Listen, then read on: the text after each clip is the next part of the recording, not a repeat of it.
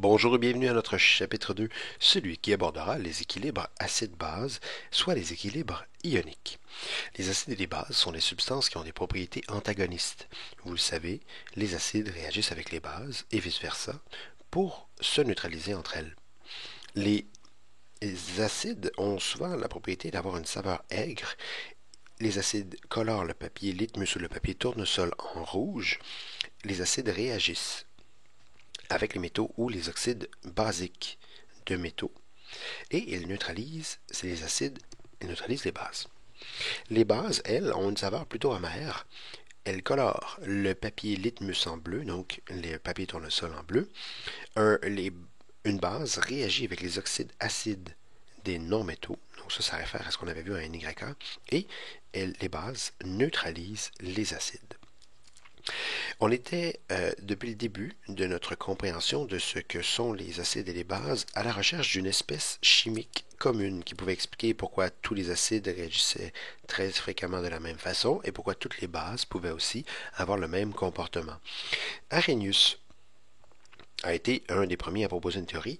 Nous verrons la théorie de Bronsted et Lowry, deux scientifiques, et la théorie de Lewis, qui en serait une troisième. Nous l'aborderons en chimie organique un peu plus tard.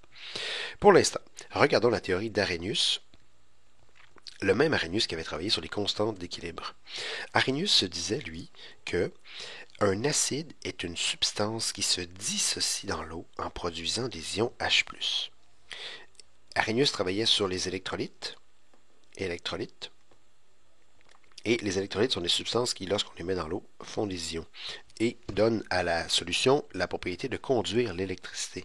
Et donc, c'est pour ça que quand il s'est mis à travailler sur les acides, il s'est dit que, par exemple, si on prend du HCl gazeux et qu'on le dissout dans de l'eau, donc un très grand nombre de moles gazeuses, on ne sait pas exactement le mol liquide d'eau, on ne sait pas combien, on met N, eh bien, on s'aperçoit qu'on pourrait penser que le HCl se divise en H+, aqueux, et Cl- aqueux. Le mot aqueux veut dire entouré de molécules d'eau, et puisqu'on ne sait pas entouré de combien de molécules d'eau, on ne peut pas équilibrer l'équation. On place alors N pour dire un nombre de molécules d'eau qu'on ne connaît pas. Si on prend du HNO3, eh bien, ce serait la même fonction du HNO3 gazeux, ou non, liquide cette fois-ci, pardon, c'est un liquide, et on le fait réagir avec un certain nombre de moles de H2O liquide. Eh bien, ça peut aussi donner des H+, qui vont être entourés de molécules d'eau, donc aqueux, et du NO3- qui va être aqueux. Ce qu'on remarque, c'est que toutes les deux substances, oups, on vient de perdre le H de HNO3, toutes les deux substances génèrent des H+ aqueux, et on pourrait penser que les acides sont donc des espèces qui donnent des H+. Le problème avec ça, il est de différentes sources, mais le premier, donc on va aller voir, excusez-moi. Le premier problème ici avec la théorie d'Arrhenius, il est relié au HCl et au HNO3 par exemple. HCl et HNO3 sont des composés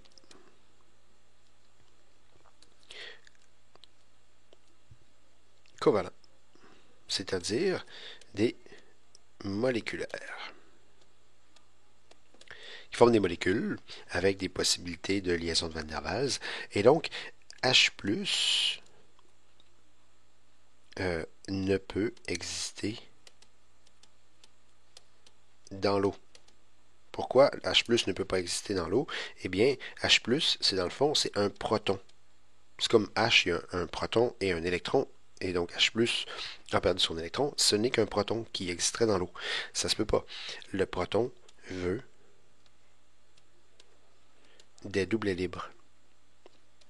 Donc, des doublets libres, on regardera en classe des doublets libres, c'est quoi? Mais c'est une paire d'électrons tout seul dans une case quantique. Et donc, ça ne peut exister un proton seul dans une solution aqueuse. Donc, la théorie a deux trous majeurs, deux faiblesses. Déjà, HCl n'est pas un composé ionique, c'est un composé moléculaire. Et donc, se séparer un ion, c'est très peu constant avec les substances qui sont moléculaires. Et en plus, H+, c'est-à-dire un proton plus, ne peut pas exister nécessairement en solution. Regardons du côté des bases. À la définition d'Arrhenius, une base est une substance qui se dissocie dans l'eau en produisant des ions OH-. Par exemple, le NaOH, qui lui est un composé ionique, donc il est fait d'un métal Na+, et OH-, et bien si on prend du NaOH solide, qu'on l'ajoute dans de l'eau liquide, eh bien, ça peut très bien, à ce moment-là, former du Na+ aqueux et du OH- aqueux.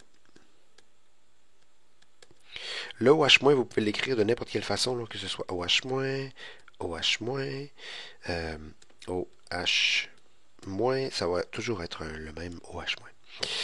Et du KOH, ce serait exactement la même chose. C'est encore une fois un composé ionique, mais au lieu d'avoir un métal qui est du sodium, c'est un métal qui est du potassium. Et à ce moment-là, on retrouve encore une fois un ion qui est K+, et un ion qui est OH-. Ça fonctionne très bien, l'idée que les composés ioniques puissent se dissocier lorsqu'ils se sont dissous et entourés de molécules de solvant. Ça fonctionne assez bien.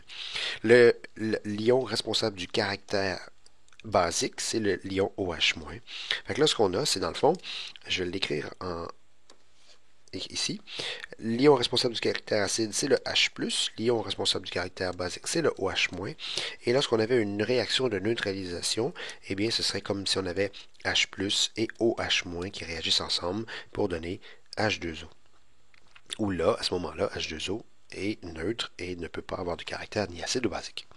On a un petit peu un problème avec la partie de la définition qu'une base est une substance qui donne des OH-. Parce que, donc, on a un deuxième problème. Je vais mettre un astérisque double, si vous voulez.